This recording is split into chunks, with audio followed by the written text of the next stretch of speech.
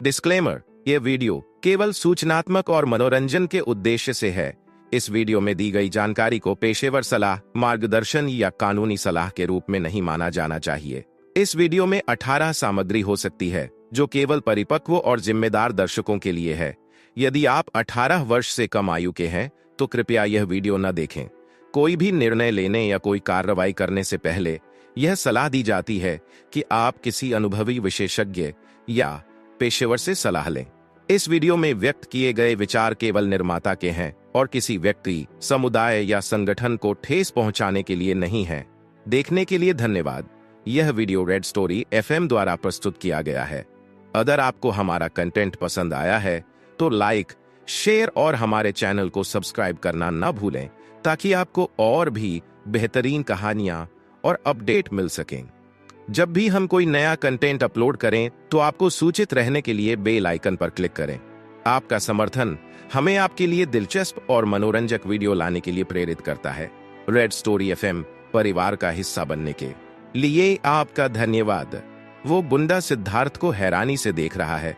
उसे यकीन ही नहीं हो रहा होता कि कैसे एक लोहे की रॉड से इतनी जोर की वार करने के बाद भी सिद्धार्थ उसके सामने सही सलामत खड़ा है। तभी वो गुंडा उस लोहे की रॉड की तरफ देखता है जो उसने पकड़ रखी होती है। वो रॉड बुरी तरह से मुड़ चुकी है। वहीं सिद्धार्थ भी कुछ नहीं समझ पाता। वो भी उस रॉड को देखकर हैरान है। फिर वो अपने सिर पर हाथ रखकर देखता है कि उसे खून तो नहीं आया, लेकिन उसे खून की जगह बस हल्का सा दर्द महसूस होता है। तभी वो उस गुंडे को देखकर कहता है, तूने ही उस दिन मुझे जान से मारने की कोशिश की थी ना? रुक तू, यह वही गुंडा है जिसने सिद्धार्थ की सांसें चेक करके उसे अपने एक साथी के साथ तालाब के अंदर फेंक दिया था। सिद्धार्थ को अपनी तरफ बढ़ता देख वो गुंडा वहां से भागने लगता है कि तभी सिद्धार्थ ने अपनी पूरी ताकत लगाते हुए उसकी पीठ पर जोर की धक्का दिया, जिससे वो गुंडा भागते भागते लड़खड़ाकर गिर पड़ा। उसके घुटने छिल जाते हैं और वो वहीं लेटे लेटे कराहने लगता है कि तभी सिद्धार्थ उसके पास आता है। उसके चेहरे पर गुस्सा दिखाई दे रहा है। ऐसा लग रहा है जैसे वो आज पीछे हटने वालों में से नहीं है। तू मुझे मारेगा, तू मेरा कुछ नहीं बिगाड़ सकता। ओह, ऐसा है क्या? ये आवाज सुनते ही सिद्धार्थ ने अपना चेहरा पीछे घुमाकर देखा तो वहां पर लगभग 4-5 लोग खड़े होते हैं। इस अकेले से तो तुम बच गए, लेकिन क्या तुम हम लोगों से भी बच पाओगे? इतना कहते ही वो सब एक साथ सिद्धार्थ पर टूट पड़े और उन्होंने सिद्धार्थ को चारों तरफ से घेर लिया। बहुत देर तक सिद्धार्थ अंदर ही अंदर उनसे जूझने की कोशिश करता रहा, लेकिन इतने सारे लोगों से अकेले लड़ना उसके लिए आसान बात नहीं है। तभी अचानक से सिद्धार्थ ने अपनी आंखें खोली और अपनी सारी ताकत लगाते हुए उन सब लोगों को दूर धकेल दिया। वो सारे गुंडे हवा में लहराते हुए इधर उधर जा गिरे। फिर वे सभी कराहते हुए सिद्धार्थ की तरफ देखने लगे। तभी एक गुंडे ने दूसरे से पूछा, भाई इसे क्या हो गया? उस दिन तो ये किसी भीगी बिल्ली की तरह पड़ा था, पर आज इसमें इतनी जान कहां से आ गई? ये सब तो मुझे भी नहीं पता, लेकिन हमें कैसे भी करके इसे आज खत्म करना ही होगा, नहीं तो बॉस हमारी जान ले लेंगे। और फिर उन सब लोगों ने एक एक करके सिद्धार्थ के ऊपर हमला करना शुरू कर दिया। तभी एक गुंडे ने अपने हाथ में पकड़ी एक बड़ी सी कुल्हाड़ी को घुमाते हुए सिद्धार्थ की तरफ फेंक दिया। वहीं सिद्धार्थ अपनी जगह पर खड़ा होता है कि तभी उसे कुल्हाड़ी के करीब आते ही वो अचानक से उस कुल्हाड़ी को बड़ी ही फुर्ती से अपने सीधे हाथ से पकड़ लेता है। ये देखते ही वो गुंडा एकदम से चौंक गया और हैरानी से उसकी आंखें बड़ी हो गईं। वो गुंडा वहां से भागने लगा, लेकिन उसे भागता देखकर सिद्धार्थ ने वो कुल्हाड़ी उसकी तरफ फेंक दी और वो गुंडा उस कुल्हाड़ी को अपने पास आता देख और तेजी से भागने लगा। लेकिन तभी वो कुल्हाड़ी सीधे सामने बनी दीवार पर जा लगी और उस कुल्हाड़ी को देखते देखते वो गुंडा भी सड़क पर लगे खंबे से जा टकराया और उसके तोते उड़ गए। तभी एक और गुंडा सिद्धार्थ को मारने के लिए आगे आया तो सिद्धार्थ ने एक मुक्का हवा में मार दिया, जिससे वो गुंडा आगे आते आते हवा में उड़ गया। ये सब देखकर सिद्धार्थ हैरान है, लेकिन एक गुंडा सिद्धार्थ को पीछे से आकर पकड़ लेता है। ये देख सिद्धार्थ पीछे मुड़ता है और उस गुंडे के दोनों हाथों से खुद को छुड़ाकर उस गुंडे के हाथ उसकी पैंट में फंसा देता है। वहीं बाकी सब लोग यह सब देखकर हैरान हैं, मगर फिर भी उन्होंने आगे बढ़कर सिद्धार्थ पर हमला करना शुरू कर दिया। कोई रोड से हमला कर रहा है तो कोई लोहे की चैन से। तभी किसी गुंडे ने अपने हाथ पकड़ मोटी लोहे की चैन को घुमाया और उसे सिद्धार्थ की तरफ फेंक दिया। लेकिन सिद्धार्थ को वो चैन धीरे धीरे स्लो मोशन में आती हुई दिखाई दे रही है। उसे धीरे धीरे आती चैन को अपने करीब आता देख सिद्धार्थ भी बड़े ही आराम से उसके सामने से हट जाता है। फिर वो उस चैन को हवा में ही आराम से पकड़ लेता है और वो उसी चैन को घुमाकर वापस से उस गुंडे की तरफ फेंक देता है, जिससे उस गुंडे की गर्दन उस चैन में फंस जाती है। कुछ ही देर में वो सब लोग चारों खाने चित्त होकर नीचे जमीन पर पड़े हैं और सिद्धार्थ अभी भी पहले की तरह खड़ा है और आराम से अपने कपड़े झाड़ रहा है। कोई दीवार सहारे पड़ा है तो कोई पेड़ के नीचे, कोई अपना सिर पकड़े हुए कराह रहा है तो कोई अपना हाथ। आहा भाई, बॉस ने यह तो नहीं बताया था कि ये एक दिन में सलमान खान बन गया है। मैं तो यहाँ से बचकर भाग रहा हूँ। अरे तुम लोग भी यहाँ से भागो नहीं तो ये हम सबकी जान ले लेगा। यह कहते हुए वो गुंडा वहां से भागने लगा और उसके पीछे पीछे बाकी सब लोग भी भाग गए। उन गुंडों ने तुरंत थोड़ा दूर जाकर रॉकी को कॉल किया और घबराते हुए कहा, बॉस बॉस, वो लड़का फिर बच गया। पता नहीं कैसे, लेकिन उसने हमारे सारे आदमियों को मार गिराया। 2 की तो हड्डियां भी टूट गईं। उस गुंडे की बात सुनकर रॉकी का पारा हाई हो गया। उसने गुस्से से अपनी मुट्ठियां भींच ली और चिल्लाते हुए कहा, सब के सब निकम्मे हो, तुमसे एक काम ठीक से नहीं। इतना कहकर रॉकी ने अपना फोन जमीन पर दे मारा। फिर वो गुस्से से अपने दांत पीसते हुए बोला, मैं तुझे इतनी आसानी से नहीं छोड़ने वाला सिद्धार्थ। सिद्धार्थ कुछ देर तक वहीं खड़ा रहा और उसके बाद अपनी शर्ट ठीक करके वापस अपने घर की तरफ चल दिया। लेकिन सिद्धार्थ हैरान है, ये अचानक से मुझ में क्या चीजें आ गई हैं? कैसे वो रॉड मुड़ गई? कैसे? फिर हैरान परेशान सिद्धार्थ ने अपने हाथों की तरफ देखा। ये सब मैंने कैसे किया? मुझे एक खरोच तक नहीं। कैसे? कुछ देर बाद सिद्धार्थ घर पहुंचता है और चुपचाप अपने कमरे चला आता है। जाकर वो खुद को शीशे में देखता है तो उसे जो दिखाई देता है वो नाजुक कमजोर सिद्धार्थ नहीं, बल्कि पहले से मजबूत सिद्धार्थ खड़ा है। पर सिद्धार्थ के मन एक सवाल का जस बना हुआ है। कैसे? थोड़ी देर में फ्रेश होने के बाद सिद्धार्थ ने सबसे पहले वह टेस्ट पेपर खोलकर देखें जो आशी ने उसे दिए थे। जब सिद्धार्थ के पेरेंट्स ने यह सब देखा तो उनके चेहरे पर एक सुकून झलक आया। अब बाबू इतनी मेहनत से मन लगाकर पढ़ाई करत है।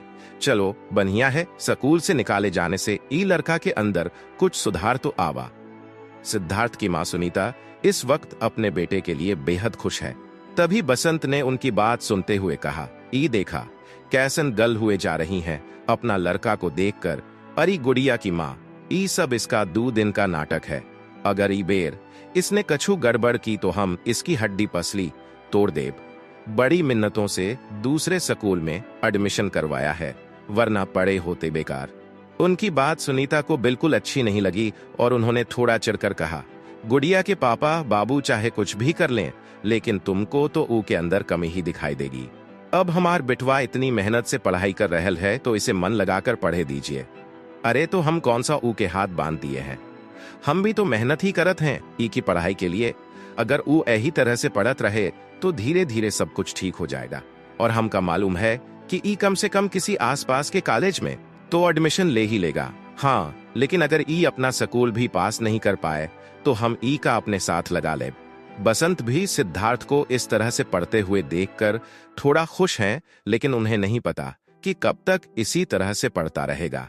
अच्छे से पढ़ने के लिए सिद्धार्थ के पास सिर्फ कुछ ही महीने का समय है। सिद्धार्थ के दोस्तों से लेकर उसके घर वालों पर किसी को भी नहीं पता कि अब उसके पास कुछ बदलाव आ गए हैं। इसीलिए उनका सिद्धार्थ को लेकर परेशान होना आम बात है। तभी श्वेता अपने हाथ में चाय का एक कप लेकर सिद्धार्थ के पास गई और उससे बोली, अब तुम्हें दूसरा मौका मिला है तो अपनी पूरी कोशिश करना, समझे सिद्धू पीहू। इस सब के बाद सिद्धार्थ देर तक रात पढ़ाई करता रहा, जैसे वो अब अपने माँ बाप के सपनों को पूरा करके ही रहेगा। और पढ़ाई करते करते कब उसकी आंखें लग गई उसे पता ही नहीं चला। अगली सुबह गौतम और चिराग सिद्धार्थ के घर उसके साथ स्कूल तक जाने के लिए आ गए। सब कुछ पहले की तरह ही लग रहा है। ऐसा लग ही नहीं रहा कि सिद्धार्थ अब उनके साथ उनके स्कूल में नहीं पढ़ता। वह तीनों ज्योति विद्या पब्लिक स्कूल के गेट पर अलग अलग हो गए और सिद्धार्थ अकेले स्कूल के अंदर चला गया। वह सीधा अपनी क्लासरूम में गया और अंदर जाकर उसने देखा कि आज बहुत कम बच्चे क्लास में आए हुए हैं। कुछ बच्चे अपने डेस्क पर बैठकर पढ़ रहे हैं, जबकि आधे से ज्यादा कुछ खा रहे हैं तो कुछ आपस में बात कर रहे हैं। उनमें से कुछ अपने फोन में लगे हुए हैं। सिद्धार्थ चुपचाप जाकर अपनी सीट पर गया और अपनी किताब खोलकर पढ़ने लगा। उसने अपने नोट्स निकाले और एक एक करके सब कुछ अच्छे से याद करने लगा। पूरी क्लास में जहां बच्चे पढ़ाई के अलावा सब कुछ कर रहे हैं, वहां घर उसका इतना मन लगाकर पढ़ना अलग ही दिखाई दे रहा है। जैसे ही क्लास शुरू होने की बेल बजी, तभी गुप्ता सर क्लास की तरफ आने लगे। वह उनके क्लास टीचर हैं और उनके हाथ में काफी सारे पेपर्स हैं। तभी कोई बच्चा चिल्लाया, अरे कुत्ता आया, कुत्ता आया।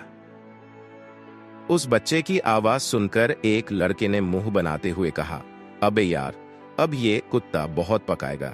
इतने में गुप्ता सर क्लास में आए और टीचर्स टेबल पर वो पेपर्स रखते हुए बोले, चलो बच्चों, शांत से बैठ जाओ, आज तुम्हारा सरप्राइज टेस्ट होने वाला है। ये सुनकर सारे बच्चों का मुंह उतर गया। अरे यार, सारा मूड खराब कर दिया। ये गुप्ता भी ना चिरांद है एकदम। एक लड़का धीरे से बोला, ओए मोहित, सुनना, चल निकलते हैं उधर से। फिर जैसे ही मिस्टर गुप्ता ब्लैक बोर्ड पर डेट लिखने के लिए मुड़ते हैं, कुछ बच्चे चुपचाप पीछे वाले गेट से तो कुछ खिड़की से ही कूदकर क्लासरूम से बाहर भाग जाते हैं। वहीं सिद्धार्थ उन सभी को देख रहा है कि कैसे उन बच्चों को किसी की फिक्र नहीं है, कैसे एक टेस्ट के नाम पर उनकी हवाइयां उड़ा दें। तभी मिस्टर गुप्ता क्लास की तरफ मुड़े तो कुछ बच्चों को बाहर जाता देख उन्होंने डांटते हुए कहा, कहाँ जा रहे हो तुम? बैठो। वो सर, मैं टॉयलेट जा रहा था। वो बच्चा बहाना बनाते हुए बोला, खूब अच्छे से समझता हूँ तुम्हारी चालाकियां, टेस्ट का नाम लिया नहीं, इनका सूसू निकल आता है। बैठो चुपचाप से अपनी सीट पर, टेस्ट के बाद चले जाना। गुप्ता सर ने उस बच्चे को डांटकर बैठने पर मजबूर कर दिया। उसके बाद उन्होंने सबको टेस्ट पेपर बांटने शुरू किए। तभी बच्चों के बीच शोर बेहद बढ़ गया। सब लोग शिकायत करने लगे और किसी का भी टेस्ट देने का बिल्कुल मन नहीं है। अरे यार, अभी तो एग्जाम में 6 महीने बाकी हैं, तो फिर अभी से यह टेस्ट क्यों लिए जा रहे हैं? अभी तो मेरा गेम भी खत्म नहीं हुआ था। सब स्टूडेंट्स अलग अलग तरह से परेशान हैं। वहीं अपने क्लास के बाकी बच्चों से पूरी तरह अलग सिद्धार्थ काफी ज्यादा एक्साइटेड है। उसने पिछले कुछ दिनों में अपने आप को एग्जाम के लिए काफी अच्छे से तैयारी की है और अब आखिरकार उसके पास मौका है कि वह अपनी तैयारी को और भी निखार सके। सिद्धार्थ किसी भी टेस्ट में अपना सब कुछ झोंक देने को तैयार है, फिर चाहे वो एक क्लास टेस्ट ही क्यों ना हो। जैसे ही टेस्ट शुरू हुआ, सिद्धार्थ बहुत ध्यान से अपना टेस्ट पेपर करने लगा।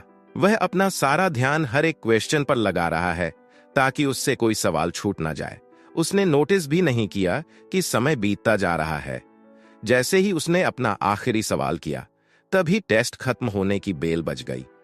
फिर मिस्टर गुप्ता ने सारे टेस्ट पेपर इकट्ठा किए और क्लासरूम से जाने लगे। वहीं सिद्धार्थ उन्हें क्लासरूम से बाहर जाते हुए देखने लगा।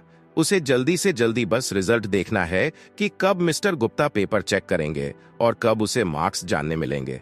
मगर गुप्ता सर ने स्टाफ रूम में जाने में कोई जल्दबाजी नहीं दिखाई।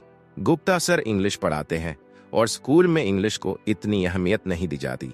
उन स्टूडेंट्स के तो इंग्लिश की क्लास में सिर के ऊपर से एरोप्लेन उड़ जाते हैं।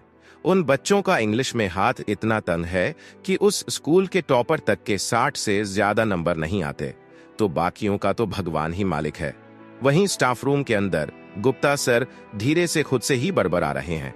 अगर इन बच्चों के नंबर इसी तरह से रहे तो यह किसी अच्छे कॉलेज में एडमिशन कैसे ले पाएंगे? इनके तो बोर्ड एग्जाम्स पास करने के भी लक्षण नहीं नजर आ रहे। स्कूल खत्म होने से पहले ही गुप्ता सर ने लगभग आधी क्लास के टेस्ट पेपर चेक कर लिए।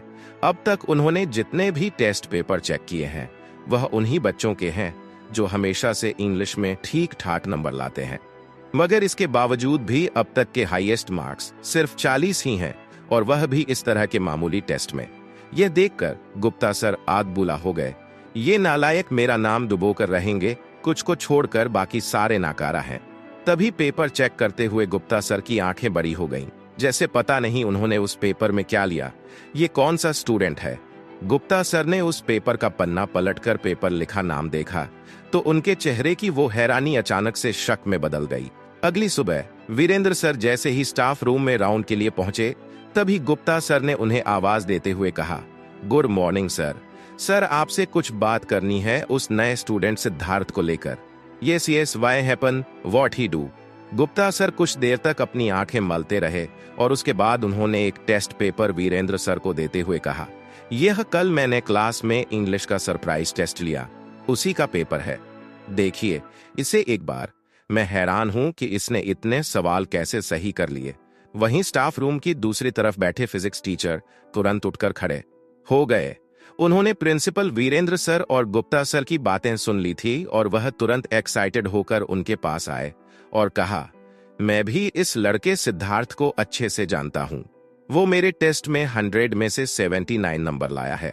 मैंने कभी नहीं सोचा था कि हमारे ज्योति विद्या पब्लिक स्कूल में टीचर्स के लिए ऐसा दिन भी आएगा जब हम किसी ऐसे बच्चे को पढ़ा रहे होंगे। ऐसा लगता है कि यह बच्चा साइंस में काफी अच्छा है। प्रिंसिपल वीरेंद्र ने गुप्ता सर का दिया हुआ टेस्ट पेपर लिया। अगर बाकी दोनों टीचर्स की कही हुई बात सच है तो इसका मतलब यह है कि सिद्धार्थ उनके पूरे स्कूल में सबसे ज्यादा होनहार स्टूडेंट है। तभी अचानक से उनके दिमाग में एक ख्याल आया। वह किसी भी टीचर को बिना कोई जवाब दिए तुरंत वहां से निकल गए। हिंदी टीचर को देखते ही वह तुरंत उनके पास पहुंच गया और उन्हें रोकते हुए कहा, Tina ma'am, how your test paper going. उन्हें देखते ही टीना मैम का चेहरा खिल गया और अचानक से वीरेंद्र सर समझ गए कि वह आगे क्या कहने वाली है।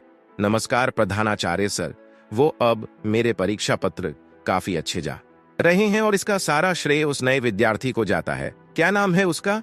हाँ, सिद्धार्थ।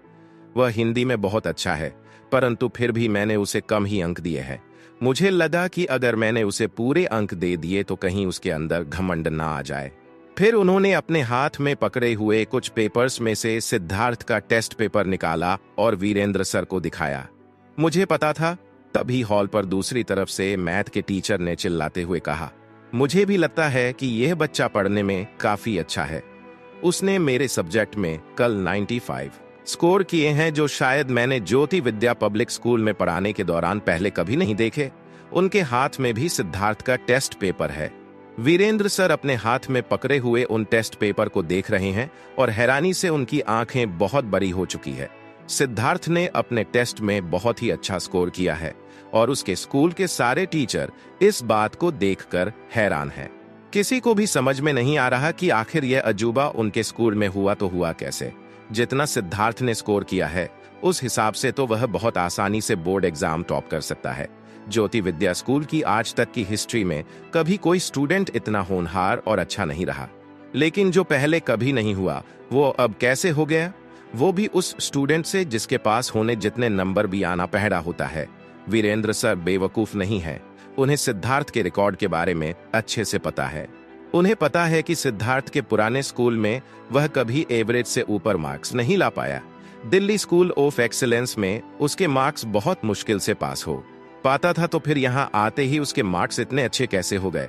इन सब बातों का एक ही मतलब हो सकता है और वो ये कि सिद्धार्थ ने क्लास टेस्ट में चीटिंग की है। वीरेंद्र ने अपना हाथ टेबल पर पटकते हुए कहा, हाँ, यही बात हो सकती है। इस समय वीरेंद्र सर के दिमाग में काफी सारी चीजें एक साथ चल रही है। वीरेंद्र सर कुछ देर तक वहीं पर खड़े रहे और कुछ सोचते हुए आखिर में उन्होंने एक फैसला लिया। उन्हें यही ठीक लगा कि सिद्धार्थ को उसकी गलतियों के लिए कोई ना कोई सजा तो मिलनी ही चाहिए और इसीलिए फर्स्ट पीरियड के बाद उन्होंने सिद्धार्थ को अपने ऑफिस में बुलाया। ऑफिस में अंदर आते हुए सिद्धार्थ पूरी तरह से शांत है। उसकी आंखों में वह सवाल नजर आ रहा है कि आखिर वीरेंद्र सर ने उसे ऑफिस में क्यों बुलाया है। उसे पता है कि उसने कुछ भी गलत नहीं किया, तो उसे बिल्कुल भी डर नहीं है। सिद्धार्थ को अंदर आते देखकर वीरेंद्र सर ने उसे अपने सामने रखी कुर्सी पर बैठने को कहा। वह आराम से चाय पी रहे हैं और अपने सामने बैठे सिद्धार्थ को घूर रहे हैं। आखिरकार उन्होंने अचानक से वीरेंद्र की आंखों में देखते हुए धीमी पर अपनी सख्त आवाज में पूछा, what you think Siddharth, how your test going. वह उम्मीद कर रहे हैं कि शायद सिद्धार्थ को अपनी गलती अब समझ में आ जाए और वह खुद सामने से अपनी गलती मान ले। वीरेंद्र सर को उन स्टूडेंट से सख्त नफरत थी जो एग्जाम में चीटिंग करते हैं। सिद्धार्थ को उनका सवाल ठीक से समझ में नहीं आया और वह थोड़ा कंफ्यूज हो गया। जी सर, क्या मतलब? उसे इस बात का तो अंदाजा था कि उसने क्लास टेस्ट में अच्छा परफॉर्म किया है, मगर अभी तक उसे रिजल्ट मिला नहीं है, तो आखिर इस बारे में वह पहले से कैसे कुछ कह सकता है। वीरेंद्र सर को लगा कि सिद्धार्थ कंफ्यूज होने की एक्टिंग कर रहा है और बस मासूम बनने का दिखावा कर रहा है। इसलिए उन्होंने अपनी चाय का कप जोर से टेबल पर रखा और एक बार फिर कहा, I do not like student who lie on my face and cheating in my back. With cheating you take admission in university but you fail in real life. Siddharth को अब समझ में आ रहा है कि आखिर वीरेंद्र सर उसे इस तरह से घूर घूर कर क्यों देख रहे हैं। तो इसका मतलब यह है कि उन्हें यह लग रहा है कि सिद्धार्थ ने चीटिंग की है, मगर तभी उसका ध्यान एक दूसरी बात पर गया। क्या सर को इसलिए गलतफहमी हो रही है क्योंकि सिद्धार्थ ने सब लोगों की उम्मीद से कहीं ज्यादा बेहतर स्कोर किया है? यह सोचते ही सिद्धार्थ का मन खुशी से भर गया और एक्साइटमेंट के मारे उसका दिल जोरों से धड़कने लगा। मगर उसने अपने चेहरे पर यह सारी चीजें नहीं आने दी, क्योंकि उसे डर है कि कहीं उसकी खुशी देखकर वीरेंद्र सर और भी ज्यादा नाराज ना हो जाए। मुझे माफ कर दीजिए सर, लेकिन मैं आपकी बात को ठीक से समझ नहीं पा रहा हूं। मैंने किसी टेस्ट में कोई चीटिंग नहीं की। वीरेंद्र सर ने गुस्से से अपना हाथ टेबल पर मारते हुए कहा, what you lying on my face now, how you get 512 marks, you study और you making me fool. Sir, मैं सच बोल रहा हूं, मैंने खुद पढ़कर सारे टेस्ट दिए हैं, मैंने खुद मेहनत करके ये नंबर हासिल किए। अगर आपको मुझ पर शक है तो आप अभी में टेस्ट ले लीजिए। बेशक इस वक्त सिद्धार्थ की आवाज पूरी तरह से शांत है, मगर जैसे ही वीरेंद्र सर ने उसे उसके मार्क्स बताए, तब से ही उसका मन खुशी के मारे उछलने लगा। कुछ दिनों की मेहनत की से ही उसके मार्क्स इतने बढ़ गए हैं, तो जब वो और मेहनत करेगा तब क्या होगा? वीरेंद्र सर उसके सामने बैठे गुस्से और हैरानी से उसे देखते ही जा रहे हैं। उन्हें अब भी यकीन नहीं हो रहा कि इतना कुछ होने के बाद भी यह लड़का इतना शांत और कॉन्फिडेंट कैसे रह सकता है। उनके इतना बोलने के बाद भी यह सिद्धार्थ अपनी बात से टस से मस नहीं हो रहा। आखिर में वीरेंद्र सर ने एक गहरी सांस ली और कहा, okay okay, you see very confident, I trust you. I hoping जिस तरह क्लास टेस्ट में तुम अच्छा परफॉर्म कर रहे हो, उसी तरह से बोर्ड एग्जाम में भी तुम इसी तरह से कड़ी मेहनत करोगे। Just land your mother father trust and do not them. तुम्हारा प्रिंसिपल होने के नाते मैं चाहता हूं कि तुम जिंदगी में अच्छा करो। उन्होंने सिद्धार्थ को आगे कुछ भी बोलने नहीं दिया और उसे इशारा करके अपने ऑफिस जाने के लिए कहा। इतना सब होने के बाद भी वीरेंद्र सर को सिद्धार्थ की बात पर पूरी तरह से यकीन नहीं है। बहुत देर हो जाने के बाद भी वह यही सोचते रहे कि क्या सिद्धार्थ ने सच में चीटिंग की है या नहीं। वीरेंद्र सर। तभी मैथ के टीचर अपने चश्मे ठीक करते हुए वीरेंद्र सर के ऑफिस में आए। आपने कहा कि इस बच्चे के बहुत अच्छे नंबर आए हैं। वीरेंद्र सर ने धीरे से सिर हिलाया, मगर तुरंत उस बात को झुठलाते हुए कहा, yes, but I will not believe his marks. He threw out of Delhi School of Excellence and I check his documents. He get very bad numbers. I do not know how he study in only 2 days and get such good numbers. उनकी बात से सहमत होकर दूसरे teacher भी अपनी गर्दन हिलाने लगे। आखिर वीरेंद्र सर का शक बेबुनियाद नहीं है। जिन भी बच्चों का प्राइवेट कॉलेज में एडमिशन हो जाता है, उनकी तो ज्योति विद्या पब्लिक स्कूल में एक तरह से पूजा की जाती है, क्योंकि इस स्कूल में ऐसा होना एक चमत्कार से कम नहीं है। जैसे ही छुट्टी की घंटी बजी, सिद्धार्थ स्कूल से बाहर निकल गया, मगर आज उसकी चाल उसकी खुशी को अच्छे से बता रही है।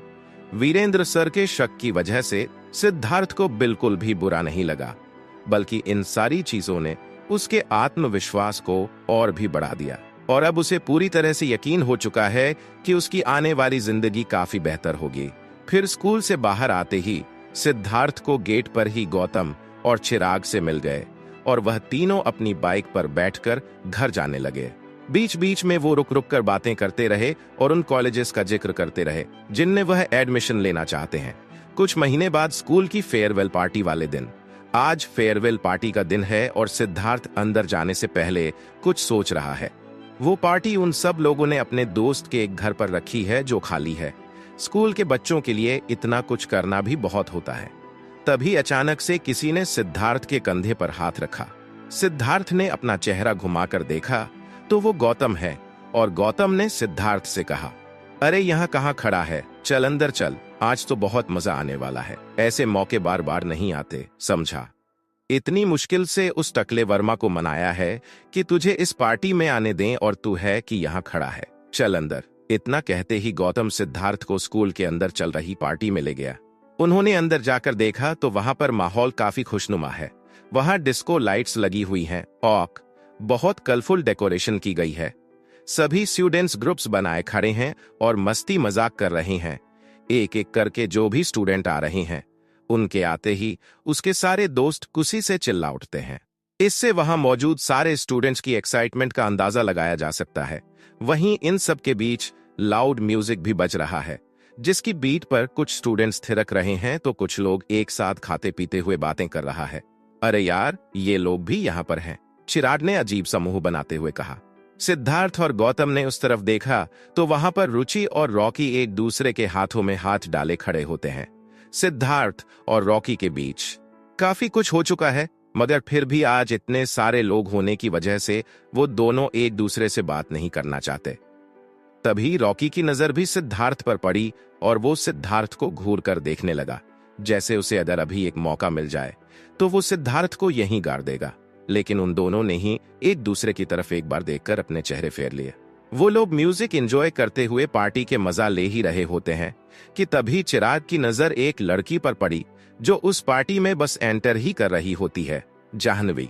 चिराग के मुंह से हैरानी में निकला। वहीं चिराग की आवाज सुनकर सब उस तरफ देखने लगे। सिद्धार्थ ने पीछे मुड़कर जाह्नवी को देखा और उसके चेहरे की हवाइयां उड़ गई।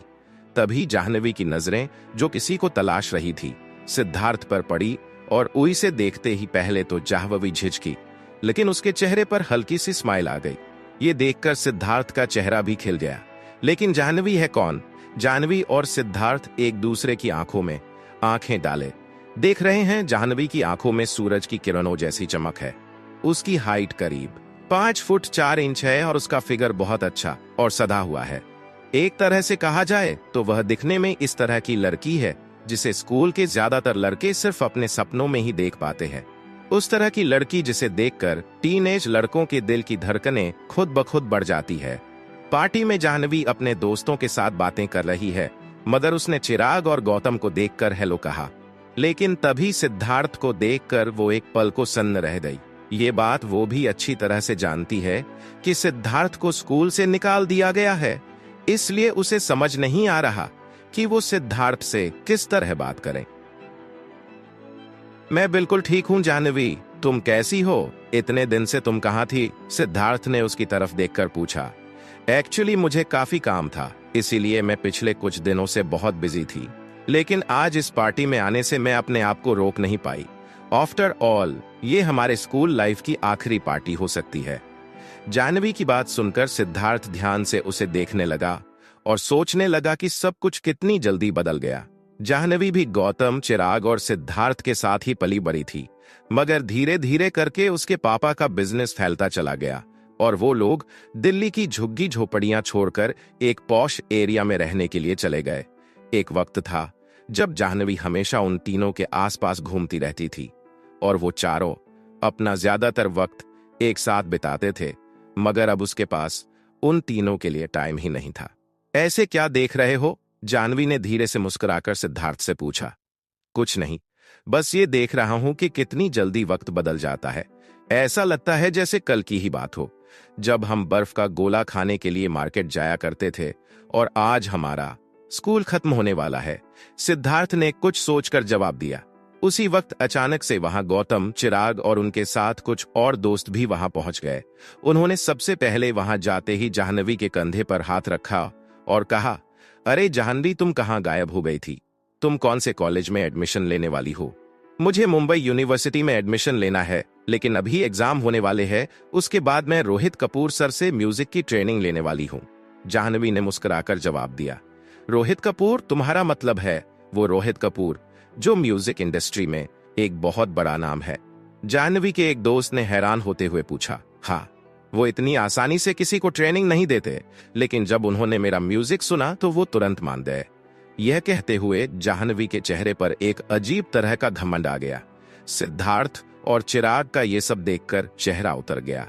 वो लोग समझ चुके हैं कि जाह्नवी अब उनकी बचपन की वो दोस्त नहीं रही, बल्कि वो उन लोगों से कहीं ऊपर पहुंच चुकी है अरे यार तुम ये सब छोड़ो, चलो सब लोग मिलकर कोई गेम खेलते हैं।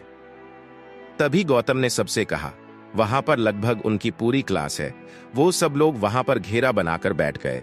एक काम करते हैं कि सब लोग एक साथ बैठ जाते हैं और एक बॉटल को बीच में रखकर उससे डिसाइड करते हैं कि कौन कौन क्या करेगा। उनके एक दोस्त ने सुझाव दिया, सबसे पहले गाना गाने का प्रोग्राम शुरू करते हैं। एक लड़का और लड़की गाना गाएंगे और उसके बाद डिसाइड करेंगे कि आगे क्या करना है। एक लड़की प्रस्ताव रखा।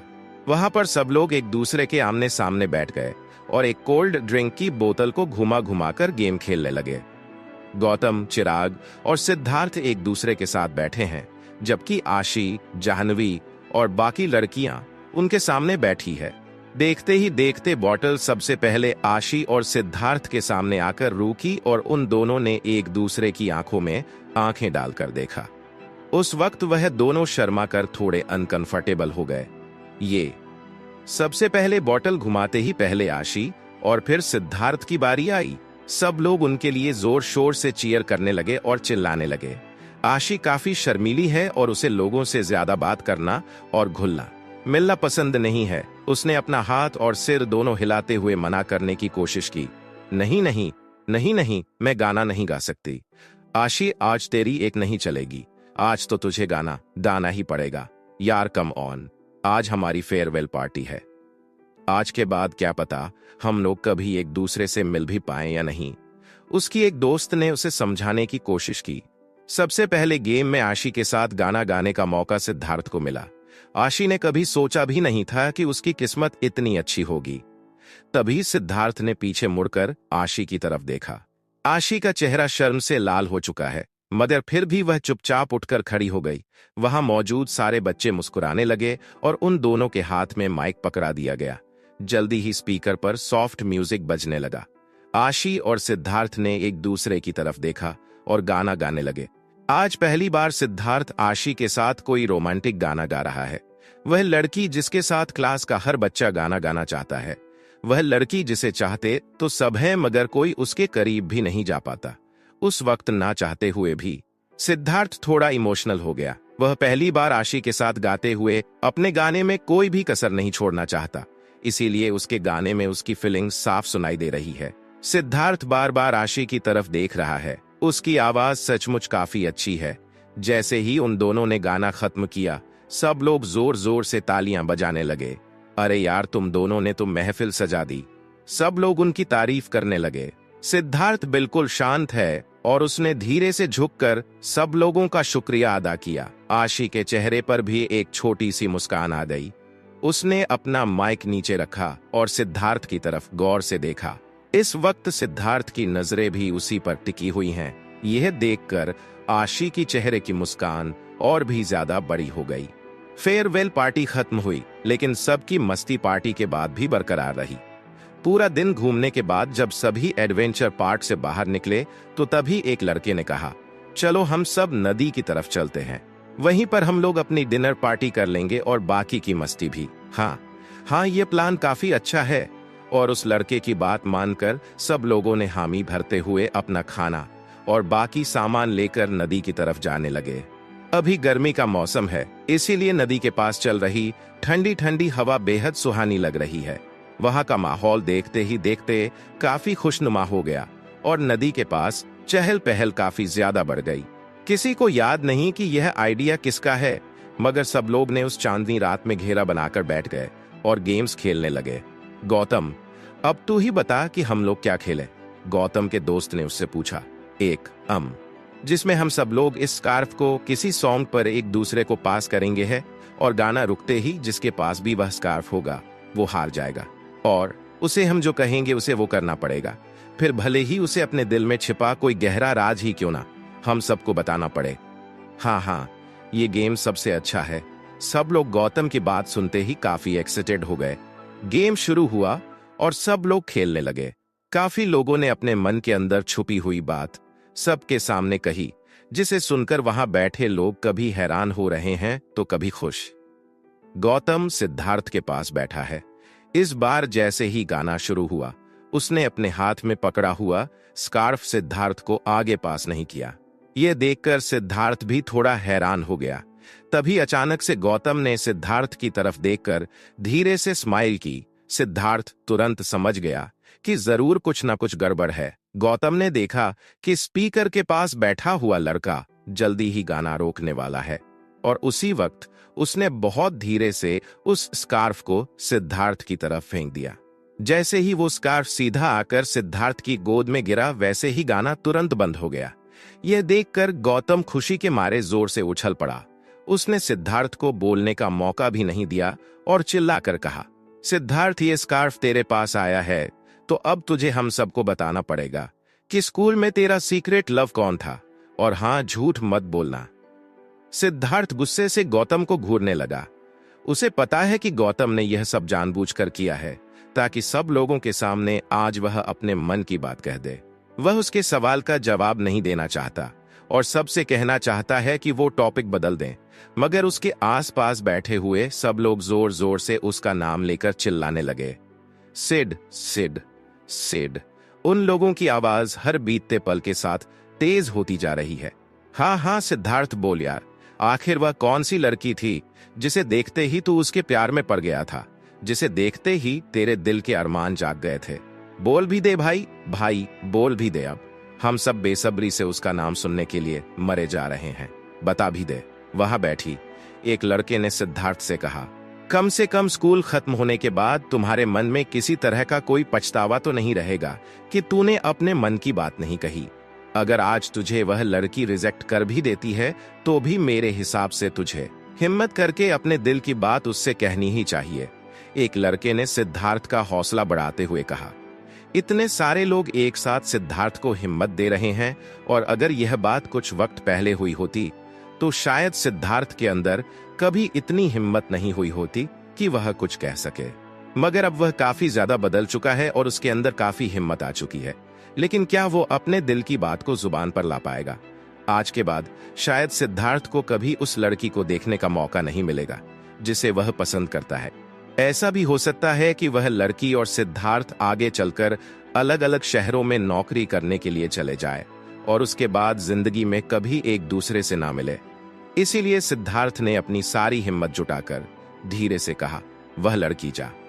सब लोग सिद्धार्थ को ही एक तक देख रहे होते हैं कि तभी एक लड़का बोला, अब बोलेगा भी कि शाहरुख की तरह हकलाता ही रहेगा। जाह्नवी, उसका नाम जाह्नवी है, मेरा पहला प्यार, जिसे मैं बचपन से पसंद करता हूं। मैं नहीं जानता कि उसके मन में क्या चल रहा है और मैं उससे किसी तरह की उम्मीद भी नहीं करता, क्योंकि मैं खुद उन सब से आगे बढ़ चुका हूं।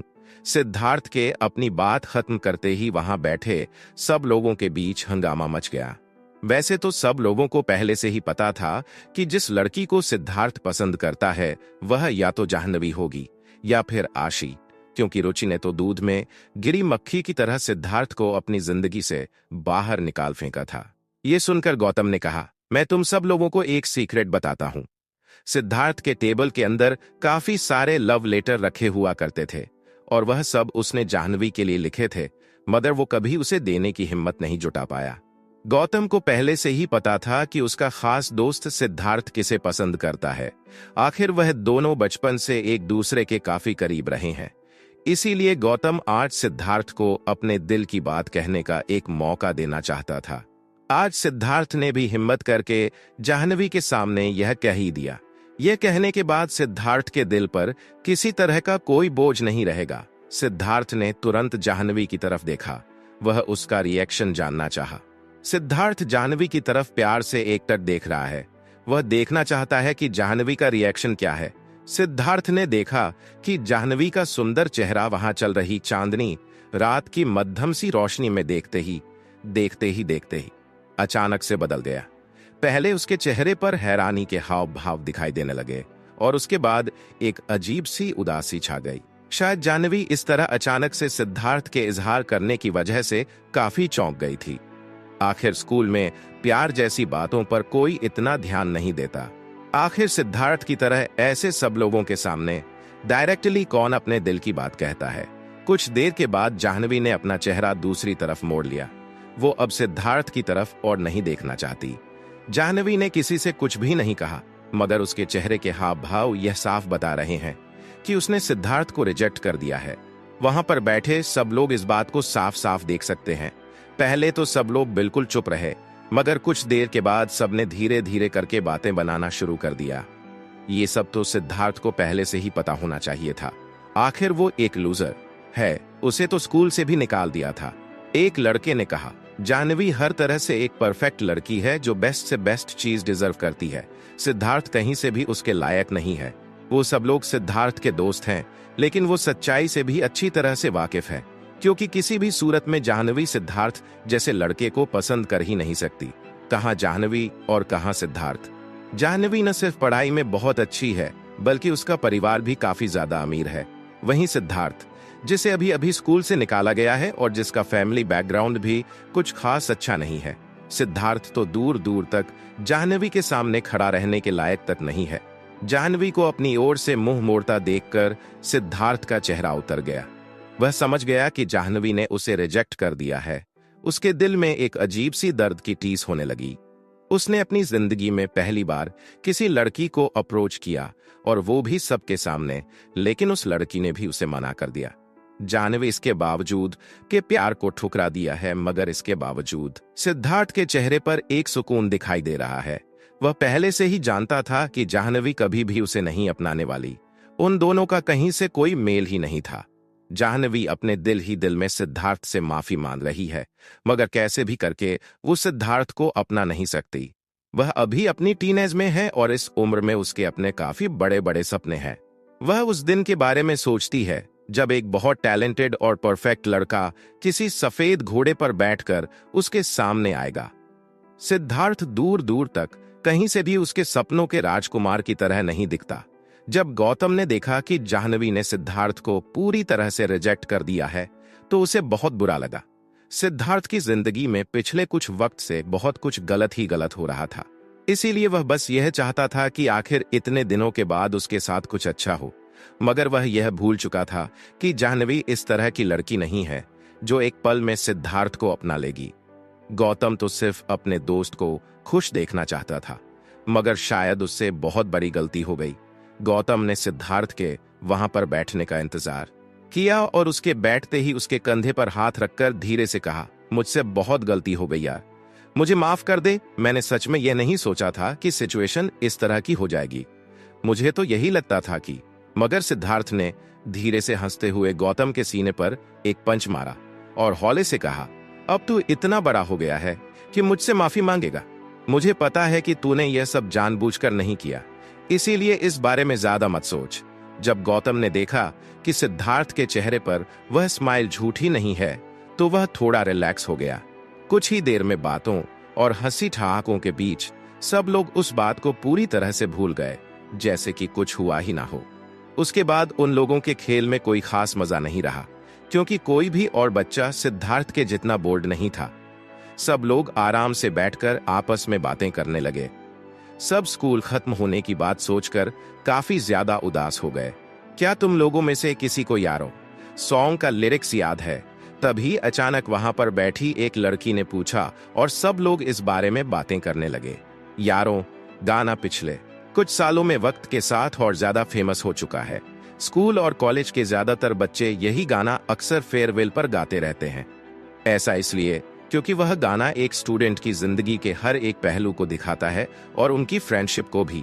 इस गाने में बचपन की सादगी और भोलापन है, तो स्कूल में की गई मस्ती की यादें भी हैं।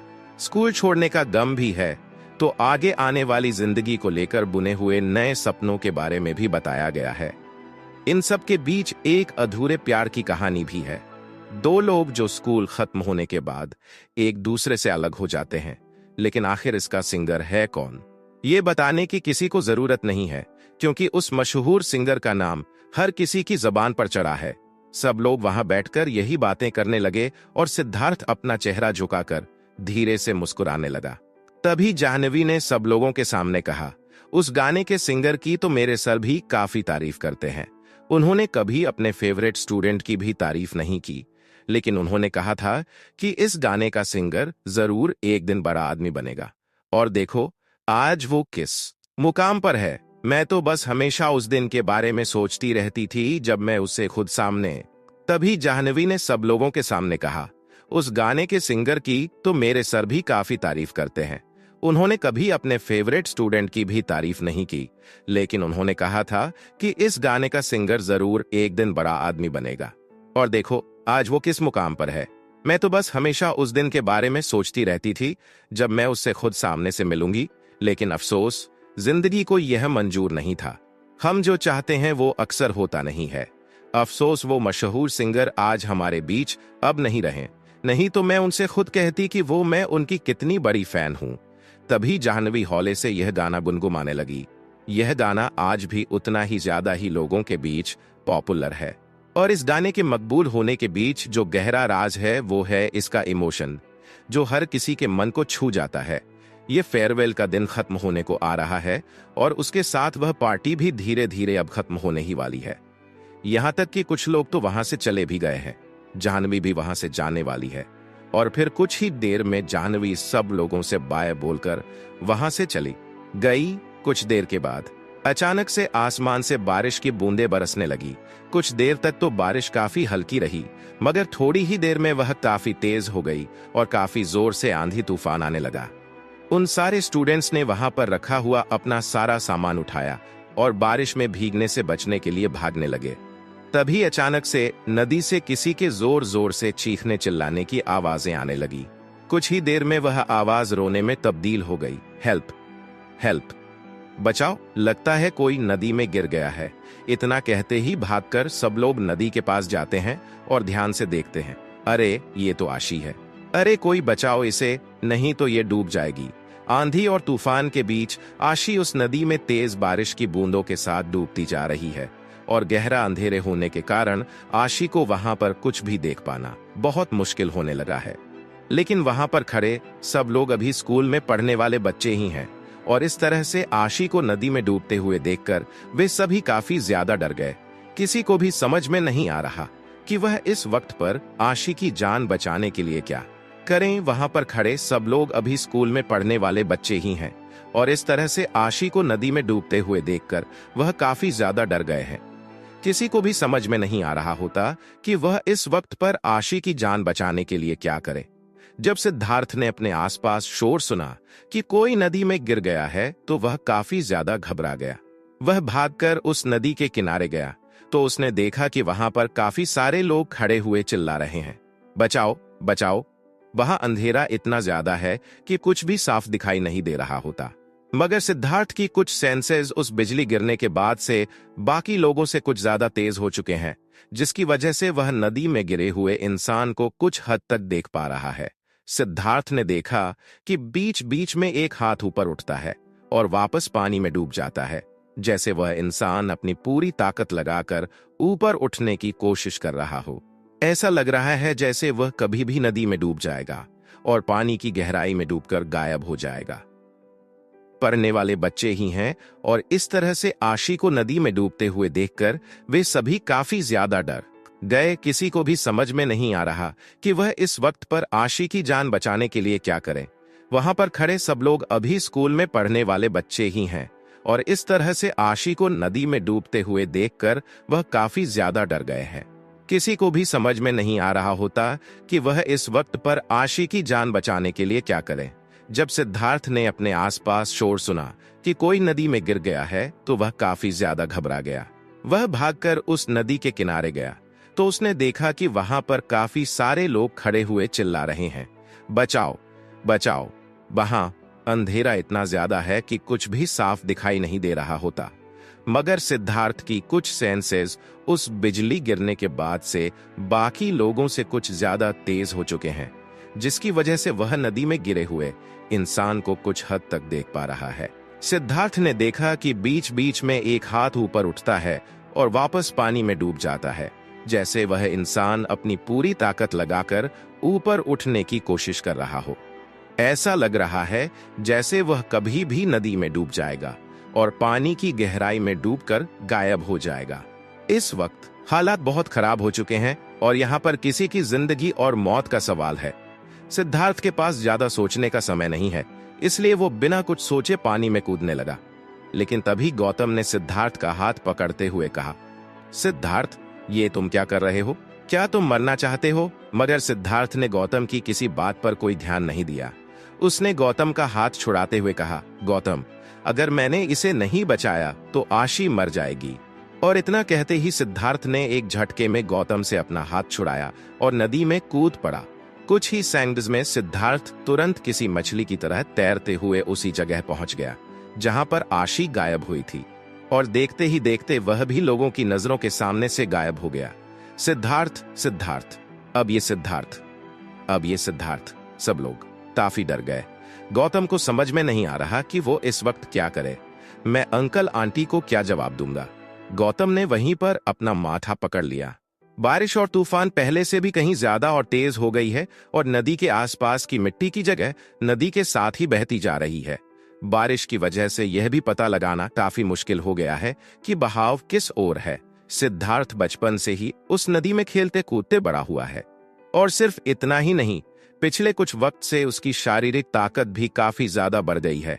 इसीलिए वह अपनी सारी ताकत लगाकर तैरने की कोशिश कर रहा है। जिस जगह आशी गायब हुई थी वह उसी जगह पर आशी को ढूंढ रहा है। तभी अचानक से उसने देखा कि नदी के बीचों बीच एक हाथ ऊपर की तरफ उठा हुआ है। बेशक वहां पर गहरा अंधेरा है, मगर फिर भी सिद्धार्थ उस हाथ को साफ साफ देख सकता है। ये देखकर सिद्धार्थ को काफी खुशी हुई। जैसे ही वह हाथ एक बार फिर नदी में डूबने वाला होता है, तभी अचानक से सिद्धार्थ ने उस हाथ को कसकर पकड़ लिया। उसी वक्त आशी के मुंह में ढेर सारा पानी एक साथ चला गया। उसे अपना कुछ भी होश नहीं रहा। वह ठीक से तैर भी नहीं पा रही है। जब सब लोग बारिश की वजह से यहां से वहां भाग रहे थे, तब वह नदी के किनारे कोल्ड ड्रिंक्स की बोतलें और बाकी का कूड़ा फेंकने के लिए गई हुई थी। मगर उसे क्या पता था कि अचानक से उसका पैर फिसल जाएगा और उसके अगले ही पल नदी की एक लहर उसे अपने साथ बहा ले जाएगी। वहां आसपास कोई लाइट नहीं जल रही है और आसमान में काले गहरे बादलों की वजह से चांद भी साफ साफ दिखाई नहीं दे रहा। आशी को यही लगा कि आज शायद वह मर जाएगी। आखिर ऐसे तूफान में कौन नदी में गिरने के बाद बच पाएगा? मगर फिर भी उसके अंदर एक उम्मीद बची हुई है और वह अपनी सारी ताकत लगाकर अपने आप को बचाने की जद्दोजहद करती रही।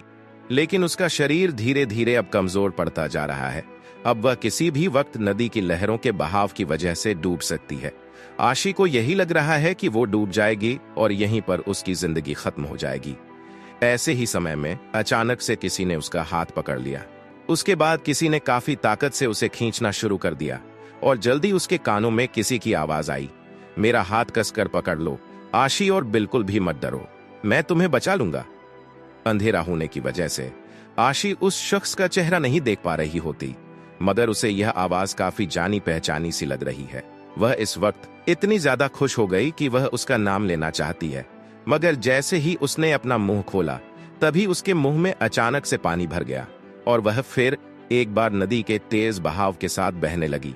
सिद्धार्थ ने आशी को कसकर पकड़े रखा और नदी के तेज बहाव के बावजूद खुद को संभालने की कोशिश जारी रखी।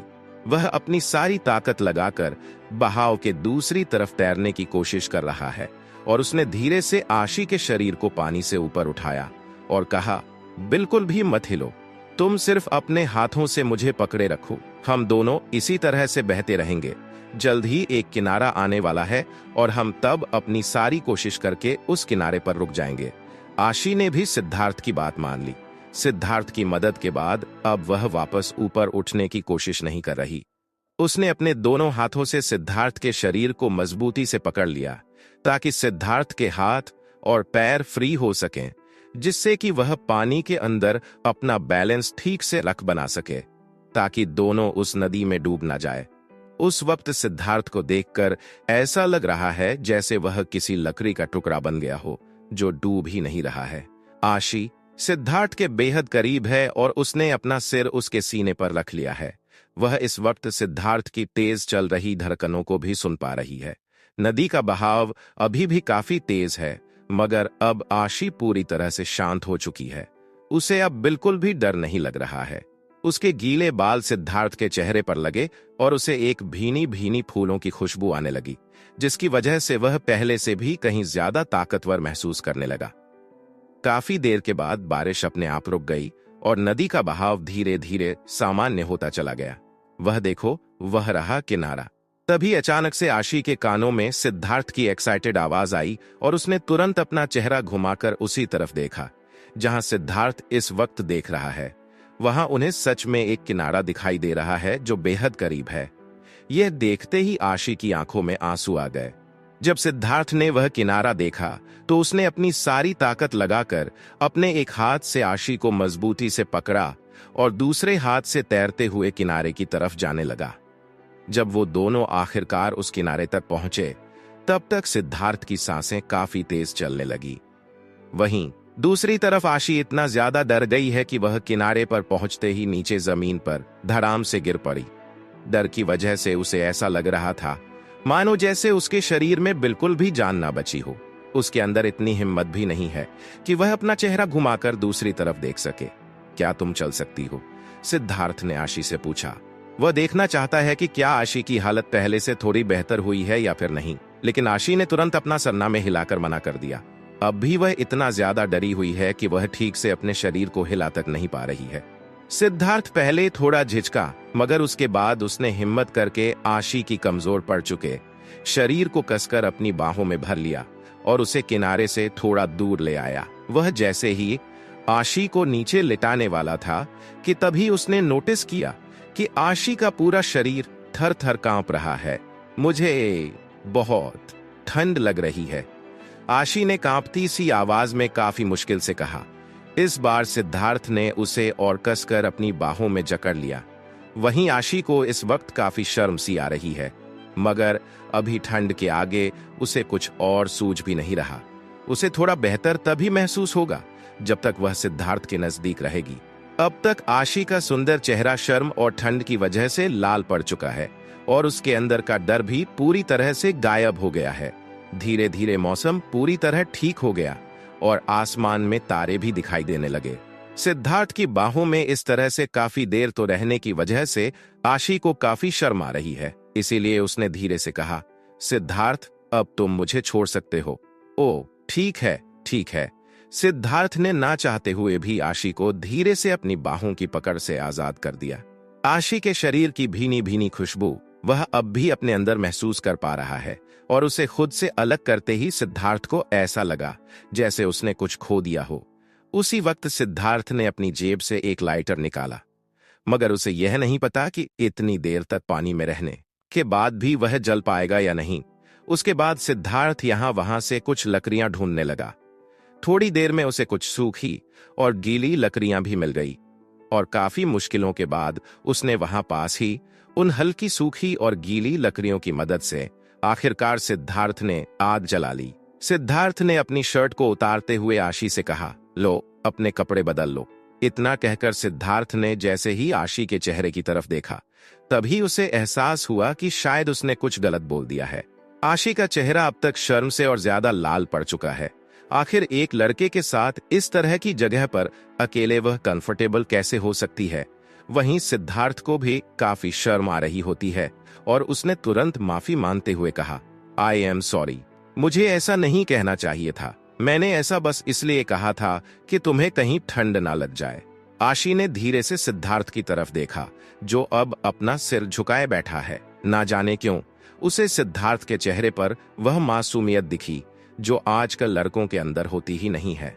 वह उसे देखकर समझ गई कि उसके मन में किसी तरह का कोई गलत ख्याल नहीं, लेकिन क्या उसे इसके बावजूद भी एक लड़के के सामने अपने कपड़े बदल लेने चाहिए।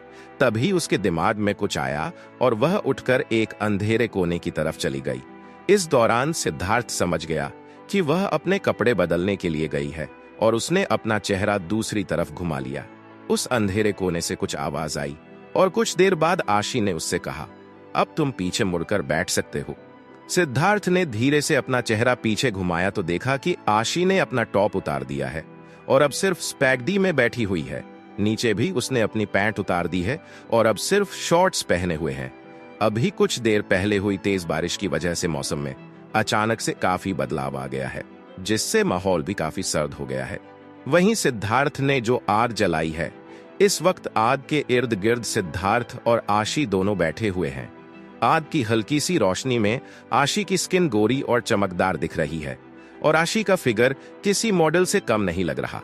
सिद्धार्थ कुछ देर तक वहां पर बैठे हुए आशी की तरफ देखता रहा, मगर कुछ देर बाद उसे ऐसा लगा जैसे उसका इस तरह से देखना आशी को गलत लग सकता है। इसीलिए उसने तुरंत अपना चेहरा नीचे झुका लिया और पूछा, तुम्हें अब भी ठंड लग रही है? आशी के गालों पर शर्म की लाली एक बार फिर लौट आई। उसे पता था कि सिद्धार्थ उसके साथ किसी तरह की कोई गलत हरकत नहीं करेगा।